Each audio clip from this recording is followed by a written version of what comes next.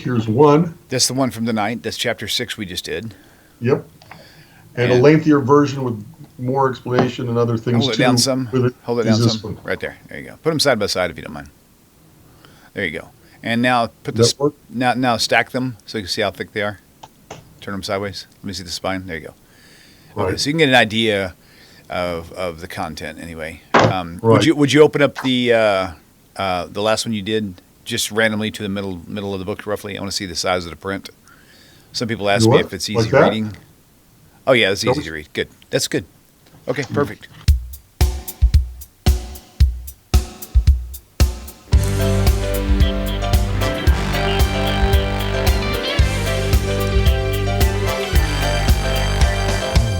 Welcome to TaNaCh Talk. I'm your host, William Hall, broadcasting live out of Kingston, Texas, USA, with another episode of Judaism and Christianity, a contrast with our dear Rabbi, Stuart, the man Federow, from the Big H, Houston, Texas. Welcome back with your finger dancing skills. Come on, pop them up. That just never gets old. Okay. It does. Yes, it does. Well, it might get old to you, but it doesn't get old to me. I like that. That's fine. Okay. All right, so here we are. The title of today's show, Jesus Died for Our Sins. But the Old Testament says, and it's not the New Testament, by the way, that's what Christians call it, but the Old Testament says no one can die for another one's sins. And it doesn't just say it once, it says it all over the place. So that's where we're going. So this is your time to shine once again. Last week's video got a lot more views than the regular stream did. I think it caught the attention of a few, and hopefully they're watching tonight. And she said that she has invited someone to watch with us tonight. Hopefully she will get a lot out of this as well. And anyway, in chat, you guys be nice and pleasant, and you won't get blocked. I hate it when people pay for a membership so they can chat, and then they might get rude, and then they have to be blocked. So we want you to be able to get along with everybody. So, and everybody's welcome. Rule is, number one rule, be nice, be polite. That's the general rule of thumb. So, okay, Rabbi, after I put this up for 10 seconds, before we get going, I would like for you to show us. So this title, by the way, this title has been generated from a chapter in Rabbi's second book. That's not the chapter title, but this encapsulates it, though. This will be chapter 6 in his new book. Last week we did chapter 4, I think, or chapter 2, I don't remember. I don't remember. It doesn't, but it's in there. And so tonight, this chapter is going to be longer, like almost twice as long as the other one. And the last one it's the longest chapter in the whole book. There you go. So that's where we're at. So this is the book. There's a link in the top of chat. If you want to go, if you're in chat and you're looking at the top, scroll to the very top, you'll see a pinned message Christo Cheney put up there. It's got the links to this book. Yes, thank you, Christo. That was very nice of you. This book and where's your other book at? The other book is right here in English. There you go. That's all we need. Right there. That's available in multiple languages. So those two books there are both links are pinned in chat. So you guys, if you already own the book, buy a couple more and pass them out. Leave them in a restaurant somewhere. Yeah. I mean, you won't. I'll tell you what. I think I've only said this thing one time before. I told the story once, maybe. But this channel started. I don't want to say because of, but this channel, it did kind of start whenever something happened with me at a coffee shop. I was Messianic for a long time, and I was coming out of it myself, and I was sitting in a coffee shop trying to mind my own business, and two guys sitting next to me talking a little louder than I would find comfortable about their Jesus-y stuff, and I was quiet for a long time, and so I got up, and at some point I said, "Hey man, you mind if I ask a question?" So I just asked them a couple questions that they couldn't answer, and they got up after about 5 minutes. I think they're the ones who got up and left. I thought I left, but I think they actually said we got to get going. But here's the thing: so I met because of that. I didn't know it, but the wife of the man who built this channel for me was in that coffee shop. She was listening to the whole thing. After they left, she reached out to me and said that was awesome, whatever. And then that's where it all began. That's where this whole journey. That's one of the first things that happened in this journey. So, long story short, get a book, carry them with you in your car. If you're going to be at work one day and somebody's going to be asking you questions you can't answer, just, hey, I'll give you a book after work. You can take it home, read it, whatever. You can pass these things out. So, okay. The second book is half the thickness and half the cost. Oh, there you go. First That's right. book. Yeah, this that's cool. This one is shorter, Right. but I got to tell you, it's more to the point. It's pointed, shall we say? So, and by the way, the first book, in the next few weeks, it'll come out in Hebrew, I hope, and in Dutch for the Netherlands. It's already in Spanish and Portuguese. And the Afrikaans version is on hold because the people who are translating it for me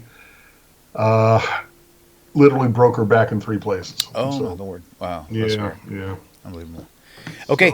Well, this is the handoff. Rabbi, take it away. Okay. The title, as stated for the video, is Jesus died for our sins, but the Old Testament says no one can die for another's sins. So I just want to make it very clear from the beginning what we mean when a Christian says, Jesus died for our sins. Okay? It does not mean that one person dies for another like a soldier jumping on a hand grenade to save the lives of his fellow soldiers. It means that by one person's death, the sins committed by others are forgiven by God because of that one person's death. Okay? It does not mean that others won't suffer as a result of the sins of someone else. So, for example, if one generation pollutes, it means that the next generation breathes in that pollution, but it does not mean that by the next generation breathing the pollution, suffering, and then possibly, God forbid, dying from that pollution, that the generation that did the polluting is forgiven for having polluted. That one man dies for the sins of another, or when they say Jesus died for our sins, okay, let's be clear, it means that by one person's death, the sins committed by others are forgiven because a human atonement had been made.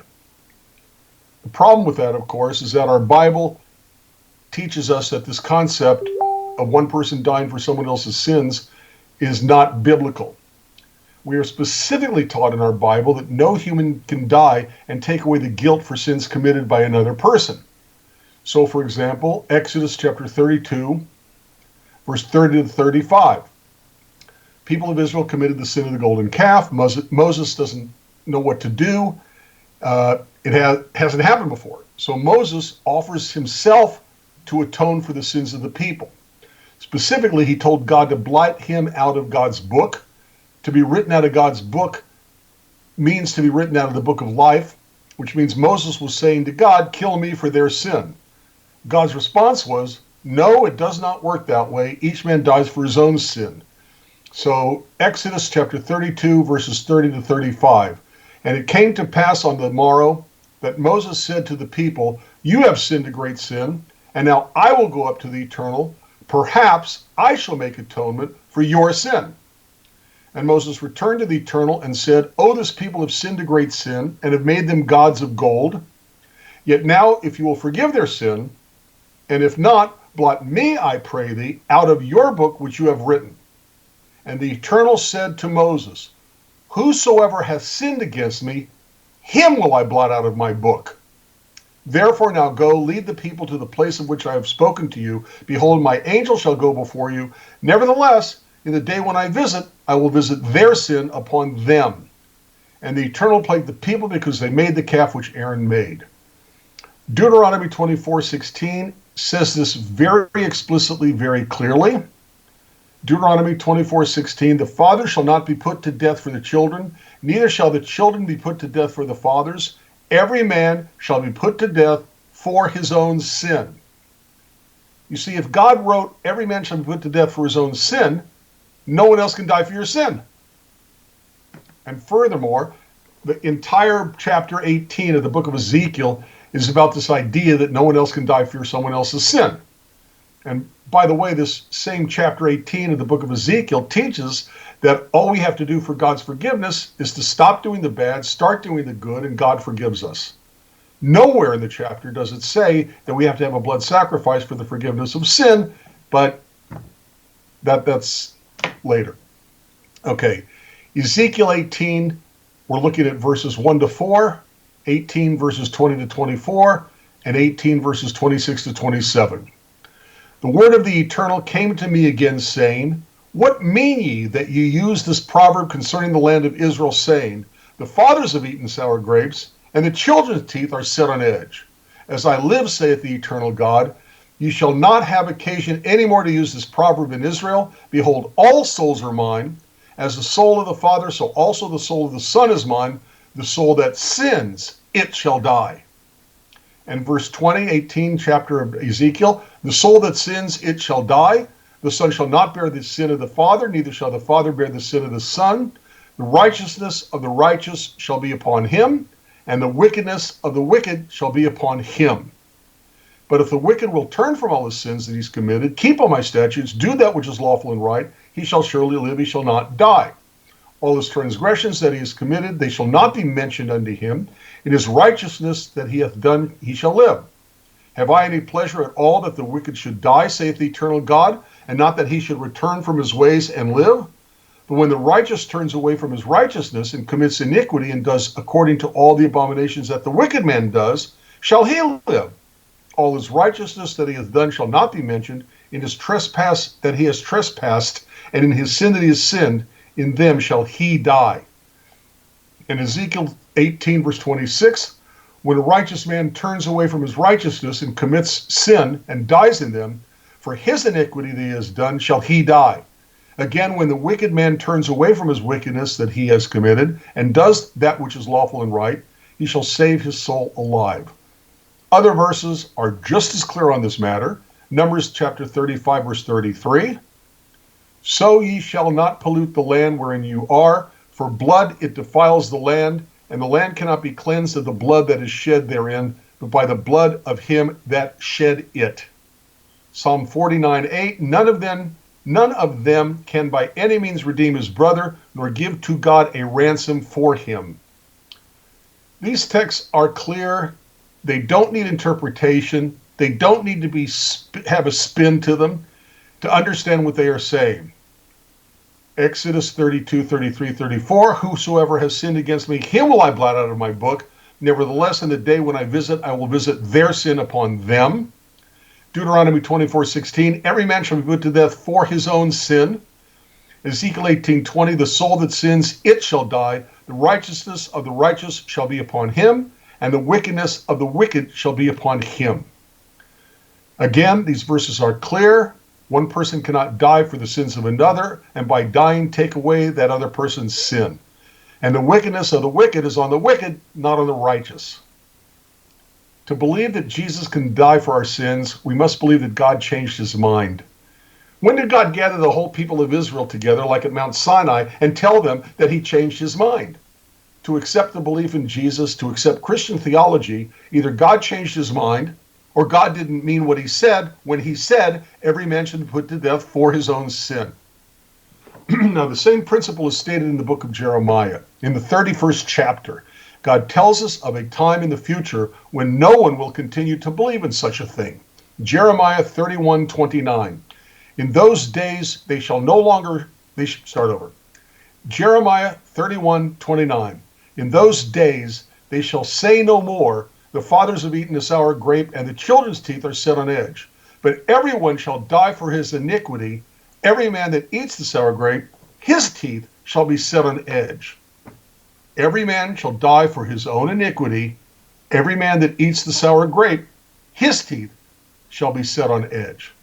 So again, the Bible is clear. No one can die for the sins of another. And this means, by the way, that Jesus cannot die for anyone else's sins. You know, even little children understand this. Ask a child if it would be okay to punish his brother instead for what he himself did. He'll think about it, and he'll tell you that it would not be right. Then ask the child, well, what if your brother wanted to be punished instead of you? Would that be okay? Again, they'll think about it, and even if they certainly do not want to be punished, they will know it remains wrong to punish someone else, even if they volunteer for the child's own actions. Now, Christians will ask Jews about two passages that Christianity claims to show how God wanted a human being to die for the sins of others. The first passage will be found in 2 Samuel 11 to 12, where Solomon sinned with Bathsheba, the wife of Uriah. Solomon's son with Bathsheba died. However, in 2 Samuel 12:13, David confesses his sins and repents, and so God forgave him even before the child even got sick. So 2 Samuel chapter 12, verse 13, 2 Samuel 12, verse 13, Nathan had already come to David and basically said, God knows what you did by making the husband of Bathsheba die in battle on purpose so that you could have Bathsheba. And so 2 Samuel 12:13, and David said to Nathan, I have sinned against the Eternal. And Nathan said to David, the Eternal also has put away your sin, you shall not die. The child died not to obtain forgiveness for David's sin, because David had already been forgiven, but rather as a result of David's sin, just as in what we just talked about, our descendants dying as a result of our polluting. Their deaths are a result of our sin of polluting, but their death does not obtain forgiveness for our sin of polluting. And the same thing was true for David and Bathsheba's child. The other passage Christians claim shows that God wanted one human to die for the sins of another is in the passage way too often quoted or misquoted in Isaiah 53. To missionary Christians, Isaiah 53 is the perfect description of the life and death of Jesus, and because it's such a perfect description, they feel that Jesus must have been the Messiah because he seems to have fulfilled the prophecy of Isaiah 53. Some of these evangelical Christians are told that this is so perfect a description of Jesus that the Jews are forbidden to read it. Furthermore, they are told that the Jews read from the prophets every week in their religious services, but the 53rd chapter of Isaiah was intentionally left out of those readings because it is so obviously a description of Jesus. For these Christians to say such things indicates a fundamental ignorance regarding the Jewish people. Come on. If any rabbi or leader of the Jewish people ever told the Jewish people that they were forbidden to read anything, they would immediately run off to go read it. And the idea that the Jews would leave out of the weekly readings this passage from Isaiah 53 could only happen if the Jews themselves actually believed in Christianity, but preferred that they never know the truth and wind up in hell, all of which is ludicrous. No part of the Jewish Bible was ever censored by the Jewish people. At no time were Jews forbidden by Jewish authorities to read any part of the Bible.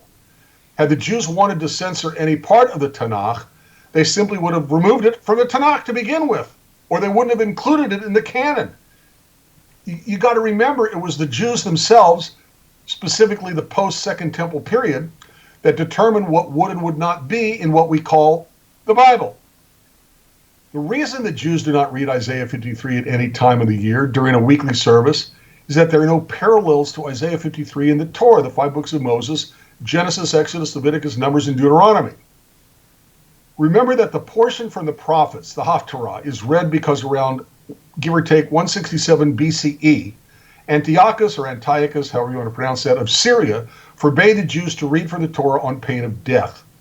In order to remind the people what the Torah portion would have been, had they been allowed to read from the Torah, sections of the prophets were chosen which were parallel to or contained references to the actual Torah portion for any one given Shabbat.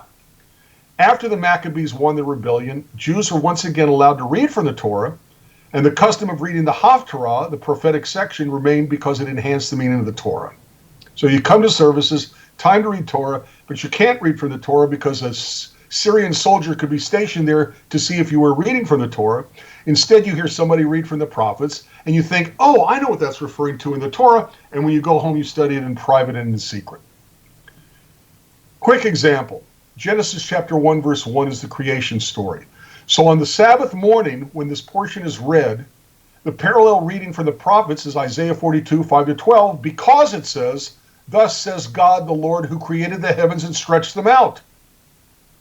So Isaiah 42, 5 to 12 reflects the idea that it's the creation story. So you hear the prophets being read from Isaiah 42.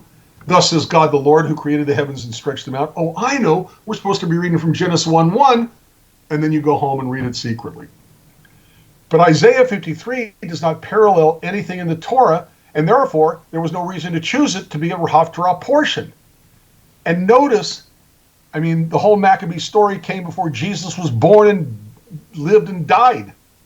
So they were the portions from the Bible that were chosen, from the prophets, that were chosen to be read as a Haftarah, were chosen before Jesus was even alive. The only reason Christians believe that the Jews are forbidden to read Isaiah 53 is that they cannot understand how the Jews can read Isaiah 53 and not immediately admit that Jesus was its fulfillment and therefore the Messiah. Of course, as we're going to see in a few minutes, there are quite a few reasons why the Jews do not view the prophecy of Isaiah 53 as being fulfilled in Jesus. Now, on the other hand, as you read the text of Isaiah 53, you may indeed see within the verses what sounds like a description of Jesus. And there's a reason for this, which we'll discuss in a minute. However, please remember and keep in mind that the following translation, which we're going to read from Isaiah 53, is a mistranslation. We're using it tonight and in my book because it's the mistranslation most often quoted by Christians. Note also that the text of this passage, which is called the suffering servant passage of Isaiah, actually begins in Isaiah 52 verse 13 and does not actually begin with Isaiah 53, but they call the whole section Isaiah 53. So here's the mistranslation, beginning with Isaiah 52 verse 13. Behold, my servant shall deal prudently, he shall be exalted and extolled and be very high. As many were astonished at thee, his visage was so marred more than any man, and his form more than the sons of men. So shall he sprinkle many nations. The kings shall shut their mouths at him, for that which has not been told them shall they see, and that which they had not heard shall they consider. So now we begin Isaiah 53, verse 1. Who has believed our report, and to whom is the arm of the Eternal revealed? For he shall grow up before him as a tender plant, and as a root out of a dry ground. He has no form nor comeliness, and when we shall see him, there is no beauty that we should desire him. He is despised and rejected of men, a man of sorrows and acquainted with grief, and we hid, as it were, our faces from him. He was despised, and we esteemed him not. Surely he has borne our griefs and carried our sorrows, yet we did esteem him stricken, smitten by God, and afflicted. But he was wounded for our transgressions, he was bruised for our iniquities. The chastisement of our peace was upon him, and with his stripes we are healed. All we like sheep have gone astray. We have turned every one to his own way, and the Eternal has laid on him the iniquity of us all. He was oppressed and he was afflicted, yet he opened not his mouth. He is brought as a lamb to the slaughter, and as a sheep before her shearers is dumb, so he opened not his mouth. He was taken from prison and from judgment, and who shall declare his generation? For he was cut off out of the land of the living. For the transgression of my people was he stricken. And he made his grave with the wicked, and with the rich in his death, because he had done no violence, neither was any deceit in his mouth. Yet it pleased the Eternal to bruise him. He has put him to grief. When thou shalt make his soul an offering for sin, he shall see his seed, he shall prolong his days, and the pleasure of the Eternal shall prosper in his hand. He shall see of the travail of his soul, and shall be satisfied. By his knowledge shall my righteous servant justify many, for he shall bear their iniquities. Therefore will I divide him a portion with the great, and he shall divide the spoil with the strong, because he has poured out his soul into death, and he was numbered with the transgressors, and he bare the sin of many, and made intercession for the transgressors. This passage should lead the reader to ask a whole lot of questions. First, who is doing the speaking in Isaiah 53? When it says, who has believed our report, whose report is being given? And to whom are they giving that report? In Isaiah 53:1. So who is speaking in Isaiah 53? The first verse of Isaiah 53 asks, and to whom is the arm of the Eternal revealed? And this is answered in Isaiah himself before the section known as the suffering servant, which begins in verse 13. Its answer to whom is the arm of the eternal revealed, is found in Isaiah 52:10. What does it say? The eternal hath made bare his holy arm in the eyes of all the nations, and all the ends of the earth shall see the salvation of our God. So the question, to whom was the arm of the eternal revealed? The answer is, in the eyes of all the nations. Those who are speaking in Isaiah 53 are the leaders of the nations of all the earth, and they are dumbfounded at their discovery. What did they discover? That the Jews have been right all along, that the nations of the earth have sinned against the Jews by persecuting them, by murdering them. The Jews died and continue to die today because the nations of the earth sinned by murdering them and persecuting them, and the Jews have borne those sins of the nations even though they were innocent of any wrongdoing. And that's the real meaning of Isaiah 53. How do we know that it speaks of the Jews? Again, Isaiah himself explicitly said so in Isaiah 52, verse 14. In the section we call the suffering servants section, which I began Isaiah 52:13, Isaiah says, as many were astonished at thee. Modern English, as many were astonished at you. Who was Isaiah speaking to? All throughout the book of Isaiah, about whom was Isaiah concerned? To whom does he want to preach in order to get them to change their ways? He's speaking to the people of Israel. He is speaking about the people of Israel, as he specifically said when he said, many were astonished at you. Now, often this is a translation, often this verse is mistranslated, okay? And there are mistranslations, as I said, in the translation we use for this Isaiah 53 passage. So, for example, instead of saying, as many were astonished at you, they will mistranslate it, because the Hebrew's clear, as many were astonished at him. It doesn't say at him, it says at you, because Isaiah was speaking to the people of Israel, the people he cared about, the people he wanted to preach to. And so the whole passage is about the people of Israel personified as the singular servant of God who suffers for being for God. Another mistranslation. In verse 5, the text we read, the text is translated as, but he was wounded for our transgressions, he was bruised for our iniquities. The mistake is that the prefix to the word meaning our transgressions and our iniquities is the Hebrew letter mem. The prefix is the letter mem. And it means from, it does not mean for. So a better translation would be, but he was wounded from our transgressions, he was bruised from our iniquities. It means that Isaiah 53 is not talking about who died for our sins. He's speaking about a man who died because of our sin, or as a result of our sins. In other words, they died because we, the non-Jewish nations, sinned against the Jews by murdering them. They died because we sinned against them by murdering them.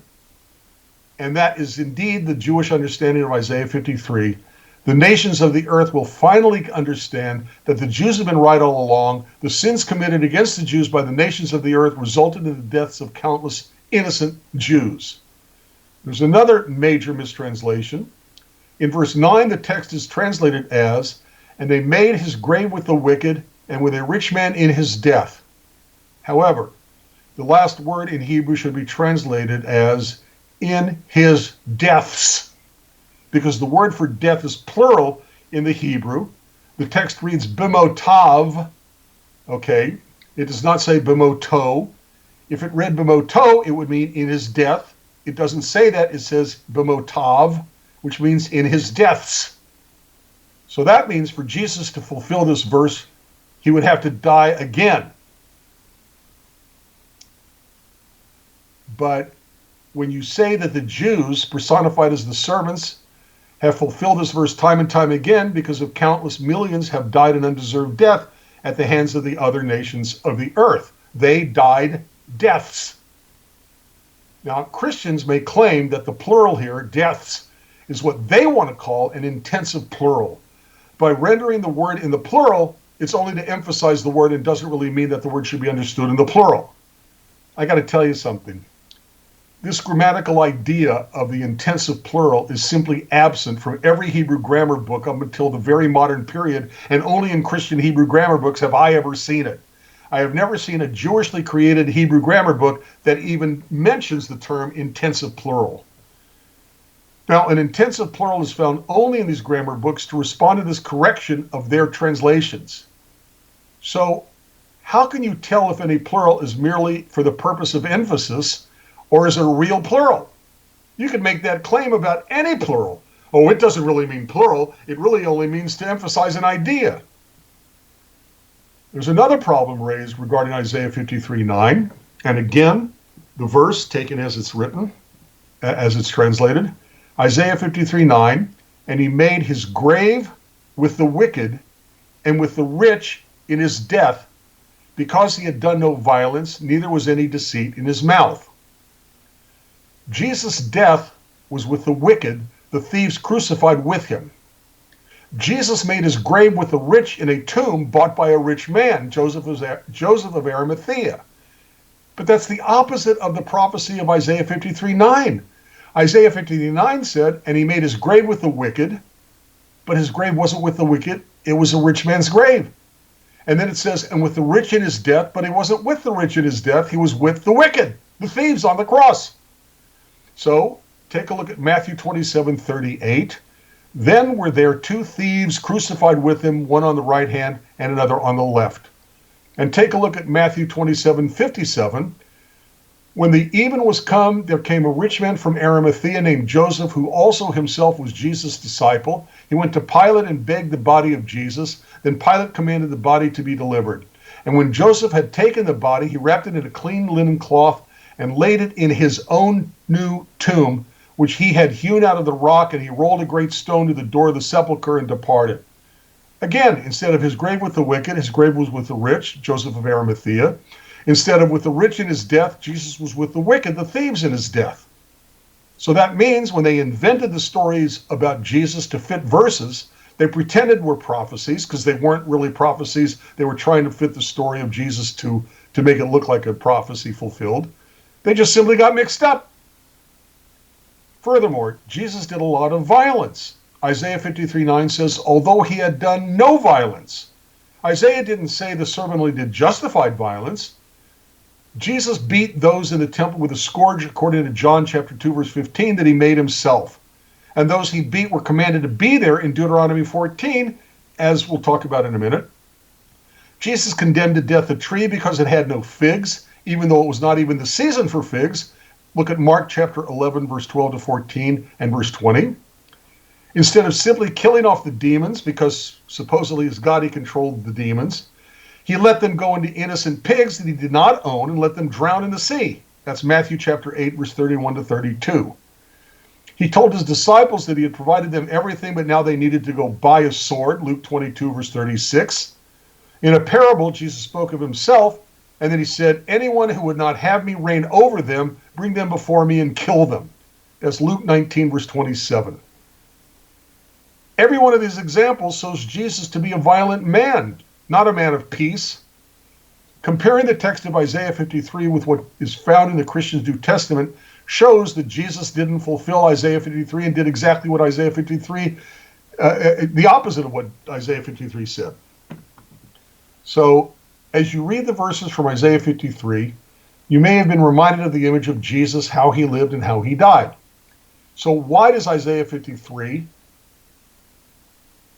If you have found this channel helpful and this has blessed you or your family members in helping bring you out of idolatry, I would love to have your support. Please consider donating to this channel directly. That would be pretty awesome. Donations can be done through PayPal, Patreon, or through snail mail. The links to all are added in the video description below. You can also click this link and it will take you straight to my website with a donate button, which leads you right through PayPal. Thank you once again for your kindness and consideration for supporting this work. Blessings for you, your family, and your home. Shalom. So why does Isaiah 53, if it's not a prophecy concerning the Messiah, which Jesus fulfilled, then how are we supposed to understand this passage? According to the biblical text, Isaiah was writing about the people of Israel personified as the suffering servant of God, as we've already discussed. And by the way, in Isaiah, there are no less than 8 quotations that show this to be true. I'm giving you 4 quotations and referencing the other 4. They're all in the book of Isaiah, and it's the people of Israel who are called the servant of God. So Isaiah 41 verse 8, but thou, Israel, are my servant, Jacob, whom I have chosen, the seed of Abraham, my friend. Isaiah 44 verse 21, remember these, O Jacob and Israel, for you are my servant. I have formed you, you are my servant, O Israel, that you shall not be forgotten by me. Isaiah 45:4, for Jacob my servant's sake, and Israel my elect, I have even called you by your name, I have surnamed you, though you have not known me. And Isaiah 49:3, and said to me, you are my servant, O Israel, in whom I will be glorified. The concept of Isaiah leading up to Isaiah 53, that Israel is the people personified as the servant of God, is also found in Isaiah 43:10, Isaiah 44 verse 1, Isaiah verse 48 verse 20, and Isaiah chapter 49 verse 7. Now, the first one of these that I mentioned, the last 4, Isaiah 43:10, is a very important verse. Why?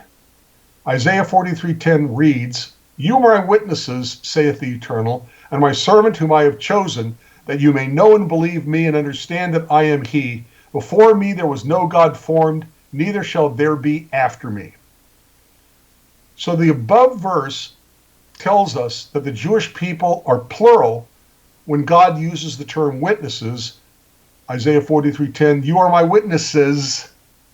But the people of Israel are also referred to in the same verse in the singular in the word servant, the very same word that we find in Isaiah 53. You are my witnesses, saith the Eternal, and my servant whom I have chosen. Furthermore, Isaiah 43:10 states that there will be no God formed, which means that Jesus, who was formed in Mary's womb well after God spoke these words in Isaiah 43:10, cannot be God. From the many quotations, we see that Isaiah 53 refers to the people of Israel as a suffering servant of the Eternal, just as in all the quotations that came before Isaiah 53. Christian missionaries will claim that the Jewish biblical commentator Rashi made up the association of the suffering servant of Isaiah 53 with the people of Israel personified. And that's simply not true. And you can prove it.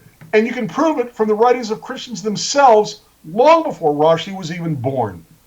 There's a book called COUNTER-MISSIONARY, written in 248 CE, that's about 800 years before Rashi. The Christian church father Origen records that Jews contemporary with Origen in the year 248 CE interpreted the passage of Isaiah 53 as referring to the entire nation of Israel. And what he wrote was, I remember that once in a discussion with some whom the Jews regard as learned, I used these prophecies, referring to Isaiah 53:13 to 53:8. At this, the Jews said that these prophecies referred to the whole people as though of a single individual, since they were scattered in the dispersion and smitten, that as a result of the scattering of the Jews among the other nations, many might become proselytes. Again, it's in the book by Origen, about 248 CE. It's called COUNTER-MISSIONARY. You can see this book translated by Henry Chadwick, published by Cambridge University Press. You can also find it on the internet. Go to earlychristianwritings.com, earlychristianwritings.com, and look up Origen, okay? The whole website is earlychristianwritings.com /text/Origin161.html. If you go to earlychristianwritings.com and you find 161 of Origen, you scroll down to chapter LV, okay, which is 55, and it shows that Jews subscribe to the belief that the people of Israel were the suffering servants spoken of throughout the entire passage, predating Rashi by many, many centuries.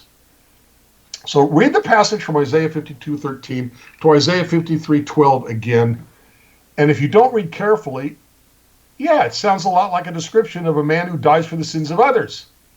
So how do Jews explain the life and death of Jesus? How do we explain that it's not reflected in these verses? How? Read the text carefully and read a good translation carefully. First of all, strange as it may seem, it shouldn't surprise you that the life and death of Jesus seems to be reflected in the verses of Isaiah 53. It's not a coincidence. Remember that the Hebrew scriptures came before Jesus. The authors of the Christian New Testament could use images they found in the Hebrew scriptures and invent stories about Jesus to fit those images. The authors of the New Testament needed these biblical images. They didn't know Jesus personally. Luke and John explicitly say that they are repeating stories told to them by people they trusted about Jesus, and not that they knew him personally. So in the beginning of Luke and at the end of John, read what they say. In the beginning of Luke, this is Luke chapter 1, verse 1, for as much as many have taken in hand to set forth in order a declaration of those things which are most surely believed among us, not witnessed by us, but believed among us, even as they delivered them unto us, which from the beginning were eyewitnesses and ministers of the word, it seems good to me also, having had perfect understanding of all things from the very first, to write unto you in order, most excellent Theophilus, that you might know the certainty of those things wherein you have been instructed.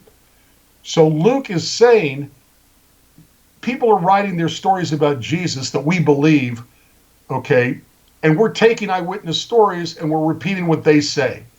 But Luke is saying Luke himself is not a witness. So in the first 4 verses of Luke, he admits that since others are writing their biographies of Jesus and they are trusted and believed by him and his cohorts, then Luke too is going to write his version as well, and that's the one that wound up in the New Testament. Luke is not saying he was an eyewitness. Okay. John says pretty much the same thing at the end of John. Take a look at John chapter 21, verse 24. This is the disciple which testifies of these things and wrote these things, and we know that his testimony is true. And there are also many other things which Jesus did, the which, if they should be written, every one, I suppose that even the world itself could not contain the books that should be written. Amen. So he's saying that he's quoting this disciple who testified to him, and they believe his testimony to be true. In these last verses of the Gospel of John, he writes that the contents of his gospel are derived from testimonies that they know to be true because they trust them. Where do the Gospels of Luke and John, or for that matter Matthew or Mark, where do they make the claim that the gospel writers were eyewitnesses to everything they recorded in their own gospels? They don't. So the Hebrew scriptures serve for the gospel writers as blueprints do to an architect. But instead of constructing a building like an architect would take, blueprints so the construction workers could build the building, the authors of the New Testament constructed stories about Jesus. It's not only true for Isaiah 53, it's also true for many of the other biblical texts that stories of Jesus seem to fulfill. Whenever a story seems to fit the biblical prophecy, the story of Jesus was probably accommodated to the images found in the Hebrew scriptures. But here's a little secret. By comparing different renditions of the same story in 2 different gospels, you can see pretty easily that stories were written about Jesus to make it appear that Jesus fulfilled prophecy. The stories were invented to make it look like Jesus fulfilled the prophecy. So let's take a look, for example, at 2 versions of the story of the entrance of Jesus into Jerusalem. Note that Matthew describes Jesus riding upon 2 animals, while Mark describes Jesus riding upon 1 animal. So first, take a look at Matthew chapter 21, beginning with verse 1. Matthew 21, verse 1. And when they drew nigh unto Jerusalem, and were come to Bethpage, unto the Mount of Olives, then sent Jesus 2 disciples, saying to them, Go into the village over against you, and straightway you shall find an ass tied, and a colt with her. Loose them, and bring them unto me. And if any man say aught to you, you shall say, The Lord hath need of them, and straightway he will send them. All this was done that it might be fulfilled, which was spoken by the prophet, saying, Tell ye the daughter of Zion, Behold, thy king cometh unto thee, meek and sitting upon an ass, and a colt the foal of an ass. And the disciples went and did as Jesus commanded them, and brought the ass and the colt, and put on them their clothes, and they set him thereon. Now listen to the same rendition by Mark chapter 11, verse 1. In Mark chapter 11, verse 1, basically the same story, but there's only one animal instead of two animals as we read in Matthew. Mark 11, verse 1. And when they came nigh to Jerusalem, to Bethpage and Bethany, at the Mount of Olives, he sendeth forth two of his disciples, and saith unto them, Go your way into the village over against you, and as soon as you be entered into it, you shall find a colt tied, whereon never man sat. Loose him, and bring him. And if any man say unto you, Why do ye this? Say ye that the Lord has need of him, and straightway he will send him hither. And they went their way and found the colt tied by the door without in a place where two ways met, and they loose him. And certain of them that stood there said to them, What do ye loosening the colt? And they said to them, even as Jesus had commanded, and they let them go. And they brought the colt to Jesus and cast their garments on him, and he sat on him. So why is it that the two stories, supposedly describing eyewitness reports of the same event, contain differences? And by the way, remember these stories are supposed to be the gospel truth, inspired by the Holy Spirit.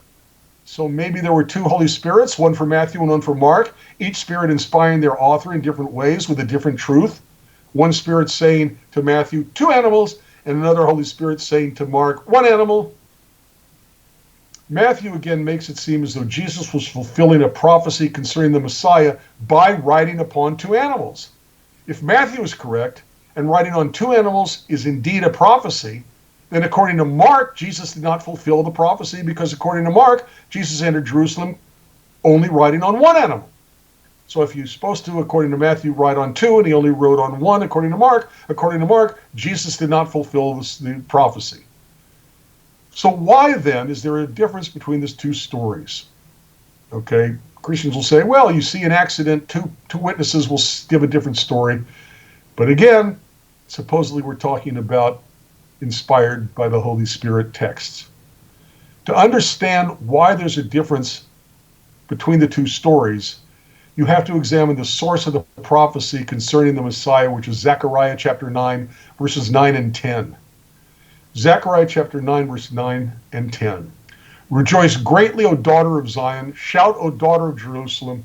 Behold, your king comes to you. He is just and having salvation, lowly and riding upon an ass, and upon a colt the foal of an ass. And I will cut off the chariot from Ephraim and the horse from Jerusalem, and the battle bow shall be cut off, and he shall speak peace to the heathen, and his dominion shall be from sea even to sea, and from the river even to the ends of the earth. Zechariah wrote that Jesus was, quote, riding upon an ass and upon a colt the foal of an ass. Was he talking about 1 ass, or was he talking about 2 asses? Matthew understood Zechariah to be talking about 2 animals, so he wrote his story about Jesus riding on 2. Mark understood riding upon an ass and upon a colt the foal of an ass. He understood Zechariah to be talking about 1 animal, so when he invented his story about Jesus riding into Jerusalem, he wrote it about only riding on 1 animal. Zechariah was talking about only 1 animal. He was using the ancient form of Hebrew biblical poetry, which is called parallelism, and it's rhyming by repetition of idea, not of sound. Okay, look at almost any psalm and you will see this clearly. How about Psalm 23, the 23rd Psalm, verse 2? He makes me to lie down in green pastures. He leads me beside the still waters. Green pastures is parallel to still waters. Lie down is parallel to lead me. Makes me to do that is he leads me. Parallels from one part of the verse to the other part of the verse. Okay. Zechariah's quotation tells us that the Messiah commands peace to the nations. Compare that with Jesus' own statement in Matthew 10, 34 to 36. Think not that I have come to send peace on earth. I came not to send peace, but a sword. Zechariah here also states that the Messiah shall rule from sea to sea, which of course Jesus never did. To the contrary, Rome, the ruling power, was the one who was ruling sea to sea, and they're the ones who killed Jesus. Many of the passages in the Christian New Testament contradict the image described in Isaiah 53. No matter how hard the authors tried to create stories about Jesus that would fit images found in the Hebrew Scriptures, there are other stories about the man Jesus that were also recorded by them, and it's these stories that preclude the messiahship of Jesus, as well as contradict the image of the suffering servant of Isaiah 53. So let's take a closer look at what Isaiah 53 says and then compare it with other passages from the Christian's New Testament. So, for example, there are 2 verses in Isaiah that describe the servant of God as having been either too ugly to be human in appearance or too plain looking to make us notice him. So Isaiah 52:14, part of the suffering servant passage, as many were astonished at you, his visage was so marred more than any man, and his form more than the sons of men. And Isaiah 53:2, for he shall grow up before him as a tender plant and as a root out of a dry ground. He has no form nor comeliness, and when we shall see him, there is no beauty that we should desire him. Have you ever seen a picture painted of Jesus that shows a man who was both ugly and short and weak? No, every single picture painted of Jesus shows a man who is handsome and tall, generally muscular, as you'd probably expect a carpenter to be muscular. These texts from Isaiah do not refer to the servant at only a single time and place, like after a scourging or crucifixion, but rather refer to the way the servant looks in general to the non-Jewish world. Take a look at the images of Jews as they were portrayed throughout history by the non-Jewish community, and how they are portrayed in movies and on television even today, and you'll see how we Jews are portrayed in the non-Jewish world. We are envisioned as weak, as intellectual, as nerdy, and not socially adept. There's no evidence in the Christian New Testament that Jesus was a handsome man whose company was desired by others. Start over again. There is also evidence in the Christian New Testament that Jesus was a handsome man whose company was desired by others. So, for example, Luke chapter 2, verse 52, Luke 2:52, and Jesus increased in wisdom and in stature and in favor with God and man. That's not what we read in Isaiah. And one verse in Isaiah 53 describes the servant as a loner without anyone to call a friend. So now we're on to Isaiah 53, verse 3. He is despised and rejected of men, a man of sorrows and acquainted with grief, and we hid as it were our faces from him. He was despised and we esteemed him not. Isaiah 53, verse 3 is not describing a man who at one point in his life is rejected by some, but rather one who has known rejection throughout his life.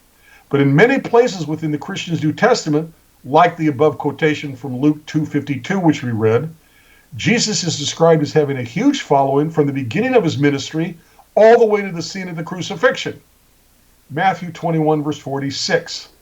But when they sought to lay hands on him, they feared the multitude because they took him for a prophet. Or Luke 23:26, and as they led him away, they laid hold upon one Simon, a Cyrenian, come out of the country, and on him they laid the cross that he might bear it after Jesus. And there followed him a great company of people and of women, which also bewailed and lamented him. So all the way up to the scene of the crucifixion, they talk about this massive number of people following Jesus, not somebody who's been rejected, but rather who's got a following. Okay. All right. By the way, if you really want to look at this even deeper, take a look at Mark chapter 14, verses 1 to 2. Take a look at Matthew chapter 4, verse 24 to 25. Matthew chapter 21, verse 9 and verse 11. Luke chapter 4, verse 14 to 15.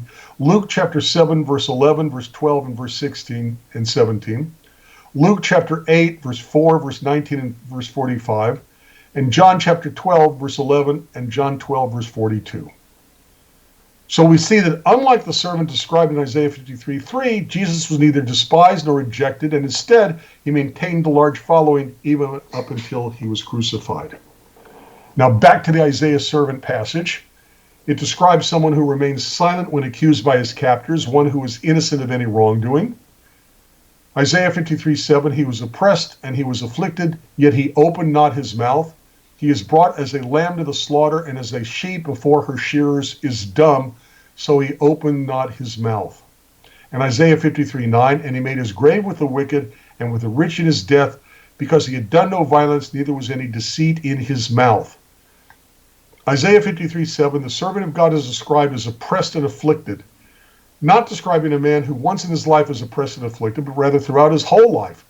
And to what extent was Jesus that oppressed and afflicted, even at his crucifixion? Jesus was on the cross for a shorter period of time than the thieves with whom he was crucified, and they also had to suffer their legs being broken, while Jesus did not have to suffer his legs being broken. So the thieves on the crosses suffered more than Jesus did. But throughout the history of the Jewish people, there has been suffering experienced by the Jewish people over thousands of years. One quotation in the Christian New Testament that states that Jesus did rebuke his captors, and in so doing did in fact open his mouth, contradicting Isaiah 53:7. John chapter 18, verse 22. And when he had thus spoken, one of the officers which stood by struck Jesus with the palm of his hand, saying, Answerest thou the high priest so? Jesus answered him, If I have spoken evil, bear witness of the evil. But if well, why smitest thou me? In the quotation, Jesus rebukes his captors for what he considers mistreatment. He demanded an explanation of why he had been struck. In opening up his mouth to rebuke his captors, he contradicts his own idea of turning the other cheek, found in Matthew 5:39. By the way, if I tell you to do something and I don't do it myself, that makes me a hypocrite. So when Jesus says, turn the other cheek when you've been slapped, and Jesus gets slapped in John 18:22, and he doesn't turn the other cheek, he rebukes the man for slapping him, that kind of makes Jesus a hypocrite. Okay, one of the verses in Isaiah, the suffering servant passage, Isaiah 53:9, as we've read, describes an innocent man of peace. And he made his grave with the wicked and with the rich man in his death, because he had done no violence, neither was any deceit in his mouth. Now, come on. Most people are familiar with at least one of the many examples where Jesus did violence. So, for example, cleansing the temple. Matthew 21:12. And Jesus went to the temple of God and cast out all of them that sold and bought in the temple, and overthrew the tables of the money changers and the seats of those that sold doves. Furthermore, in the version of this act of violence in John 2, chapter 2, verse 15, it states that Jesus himself made for himself a scourge or whip with which he could beat the people and the animals in the temple. John chapter 2, verse 15. And when he had made a scourge of small cords, he drove them all out of the temple, and the sheep and the oxen, and poured out the changers' money and overthrew the tables.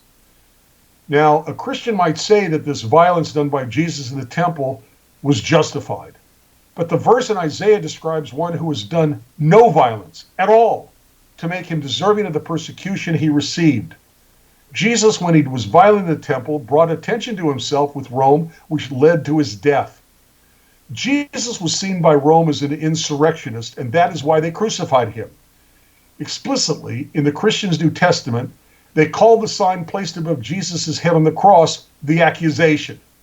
The Gospels disagree with each other on exactly how this accusation read.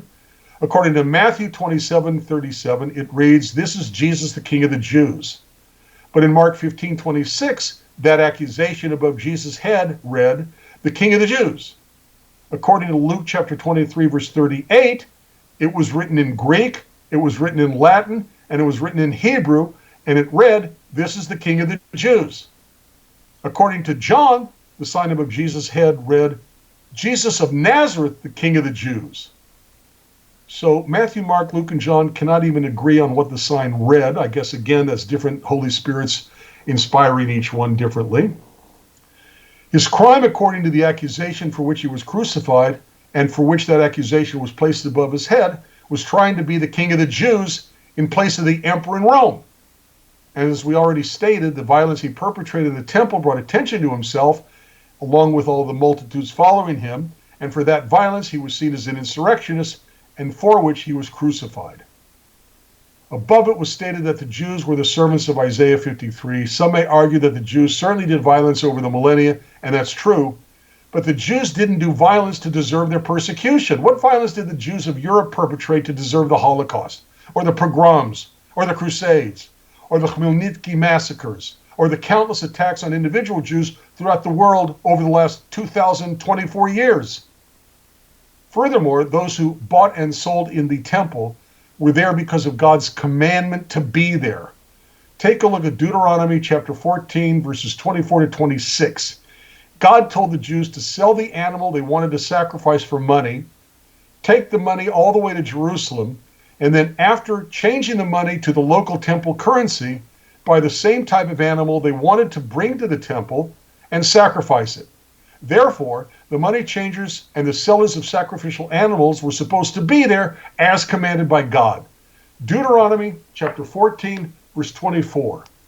And if the way be too long for thee, so that thou art not able to carry it, or if the place be too far from thee, which the eternal thy God shall choose to set his name there, when the eternal thy God has blessed thee, then shalt thou turn it into money, bind up the money in thine hand, shall go to the place which the eternal thy God shall choose, and thou shalt bestow that money for whatsoever thy soul lusts after, for oxen or for sheep or for wine or for strong drink or for whatsoever your soul desires. And you shall eat there before the eternal your God, and you shall rejoice, you and your household. Christians will claim that the Jews in the temple were overcharging for their services or for the sacrifices they sold. Prove it! Show me in the New Testament where it makes that claim. There are other places in the New Testament that describe Jesus' violence. Here's a few more examples. Mark chapter 11, verse 12. As we said already once, Jesus condemns an innocent fruit tree to death because it didn't have any figs on it for Jesus to eat. But it explicitly says it wasn't the season for fruit. It wasn't the tree's fault. Mark 11, verse 12 and following.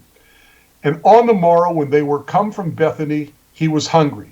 And seeing a fig tree afar off having leaves, he came, if haply he might find anything thereon.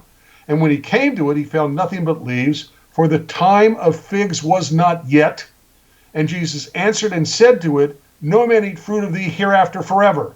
And his disciples heard it. And then, 6 verses later, Mark chapter 11, verse 20. And in the morning as they passed by, they saw the fig tree dried up from the roots. And Peter, calling to remembrance, said to him, Master, behold, the fig tree which you cursed is withered away. Now, every Jew, even those who are the least well-educated Jewishly, know that the real Messiah will bring peace. This is the peace one experiences in the real world between all people, between all peoples, and between all nations. However, as we discussed above, Jesus also stated that his purpose in coming to earth was not for the sake of peace, but for the opposite reason in Matthew 10, verse 34. Think not that I have come to send peace on earth. I came not to send peace, but a sword. For I have come to set a man at variance against his father, and the daughter against her mother, and the daughter-in-law against her mother-in-law. And a man's foes shall be they of his own household. He that loves father or mother more than me is not worthy of me, and he that loveth son or daughter more than me is not worthy of me. What a nice guy this Jesus was. As we noted, Jesus states in the following that those who won't accept him should be slain. In almost every Christian interpretation of the parable in which the following verse is found, Jesus was speaking of himself. So Luke 19:27, at the end of this parable about himself, Jesus says, But those mine enemies, which would not that I should reign over them, bring hither and slay them before me.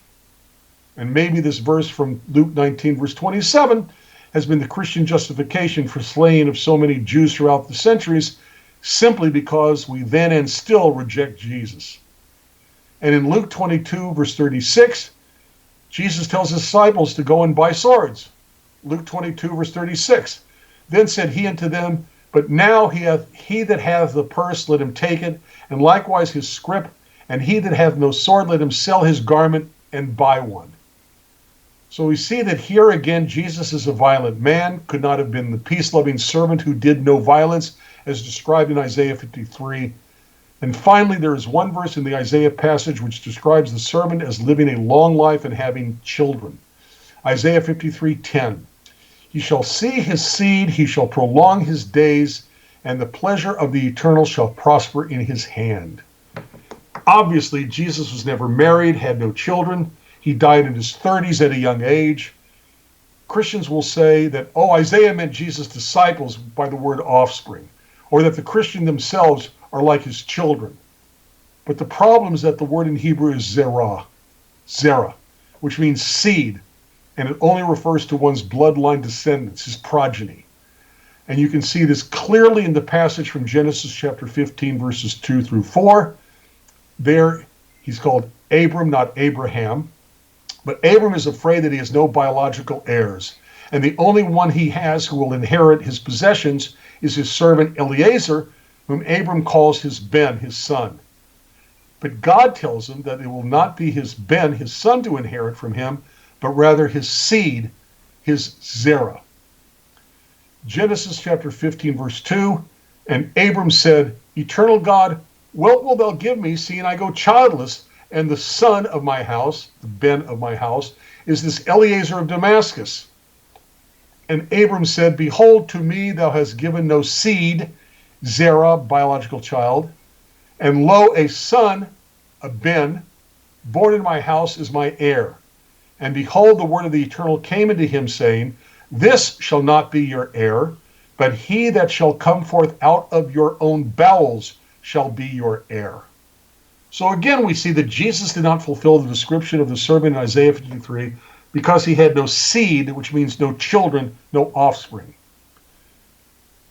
Now, for the sake of argument, let's assume that Isaiah was making a prophecy of his own future rather than interpreting his past as the past tense of his speech indicates. So if you look at the Hebrew, past tense.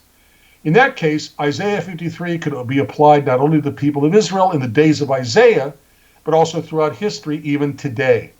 Try rereading the Isaiah passage, but think of the Jewish victims of the Holocaust, the victims of the pogroms, the Jewish victims of the Inquisition, the Jewish victims of the Crusades, or all the other persecutions of Jews and outbreaks of anti-Semitism as you read Isaiah 53. Ask yourself, what violence did these Jews do to deserve the fate they endured at the hands of other Christians? Jesus did not fulfill this prophecy of Isaiah 53, nor did he fulfill any of the real and important prophecies concerning the true Messiah. But let me repeat what I said. The texts are very clear. They need no interpretation. They don't need spin to understand what they are saying. Whosoever hath sinned against me, him will I blot out of my book. Nevertheless, in the day when I will visit their sin upon them. Exodus 32, 33 to 34. Every man shall be put to death for his own sin.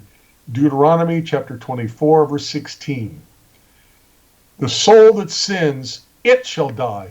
The righteousness of the righteous shall be upon him, and the wickedness of the wicked shall be upon him. Ezekiel 18, verse 20. They are clear. These verses are clear. The Christian interpretation of Isaiah 53 is a misinterpretation. One person cannot die for the sins of another, and therefore, again, Jews must reject Jesus because their beliefs about Jesus are simply unbiblical. And anybody who compares what it says in the Hebrew Scriptures with what it says in the Christian New Testament also must reject Jesus because the New Testament contradicts what it says in our Bible. Okay, well, there you have it. So, did we complete the entire thing, or do we need to part Well, two? we actually completed the entire thing. Sweet. Okay, cool. Well, we're going to call that a wrap then. And right. and we will, just so you guys know, pull the book up again for me.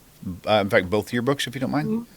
Okay, here's one. That's the one from tonight. That's chapter 6 we just did. Yep. And a lengthier version with more explanation and other things hold it too. down some. Hold it down this some. one. Right there. There you go. Put them side by side if you don't mind. There you go. And now put Does that work? now stack them so you can see how thick they are. Turn them sideways. Let me see the spine. There you go. Right. Okay, so you can get an idea of the content anyway. Right. Would you open up the last one you did just randomly to the middle of the book roughly? I want to see the size of the print. Some people ask me if it's easy reading. Oh yeah, it's easy to read. Good. That's good. Okay, perfect. That's what I wanted to see right there. Okay, cool. All right.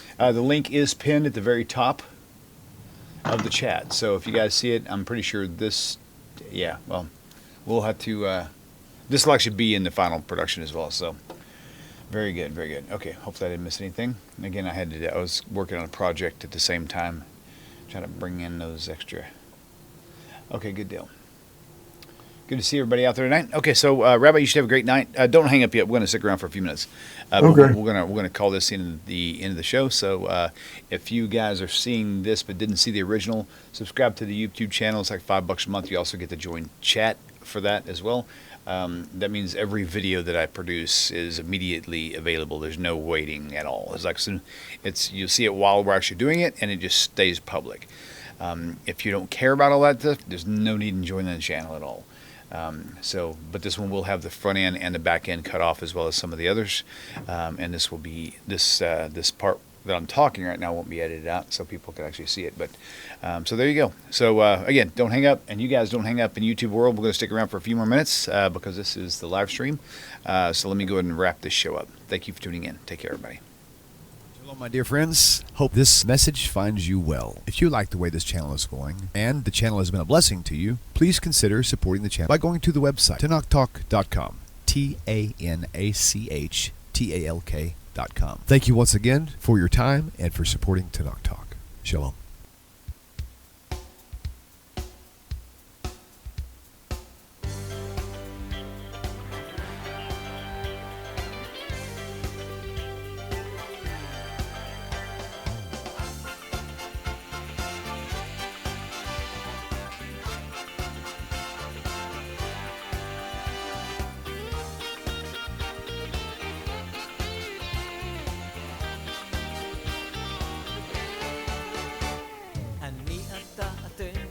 תמיד כולם ביחד, חשוב מכל חשוב והכרחי להיות ביחד. איפוק זו העוצמה, ויתור זו הגדולה, השאיפה